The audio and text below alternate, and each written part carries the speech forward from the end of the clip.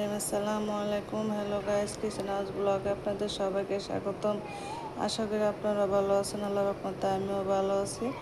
আজকে আমি রান্না করব মরা মাছের চচ্চড়ি।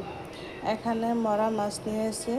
এগুলো গ্রামের বাড়ি থেকে আমার জন্য পাঠিয়েছে, কারণ এগুলো আমার অনেক ভালো লাগে। তার সাথে পেঁয়াজ, মরিচ, কাঁচামরিচ, ধনিয়া সব আমি কেটে নিয়েছি। চলুন রান্না করি। নিয়েছি, এখন আমি পরিমাণ মতো সয়াবিন তেল দিয়ে দিলাম। গরম হয়ে গেছে, আমি পেঁয়াজগুলো ভেজে নেব। লবণ দিয়ে দিলাম। লবণ দিয়ে দিলে পেঁয়াজগুলো তাড়াতাড়ি ভাজা হয়ে যাবে। পেঁয়াজ ভাজা হয়ে গেছে। 1 চামচ মরিচের গুঁড়া, হাফ চামচ একটু বেশি, কারণ মাছগুলো হয়ে গেছে। এখন আমি মাছগুলো দিয়ে দিলাম। এইভাবে মাছ রান্না করলে আপনারা অনেক ভালো লাগবে। মরা মাছ দিয়ে দিলাম কাঁচামরিচ কালি, একটু ঝুল এড করে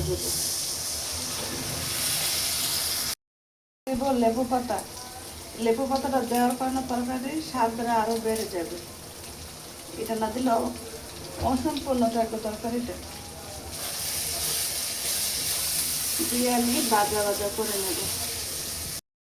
রান্না হয়ে গেছে, দেখেন ভাজা ভাজা করে নিয়েছি। যদি বড়া মাছের চচ্চড়ি রেসিপিটা ভালো লাগে দেখে লাইক দিয়ে পুরো দেখে নেবেন। আর আমার চ্যানেলটা সাবস্ক্রাইব করে বন্ধ করে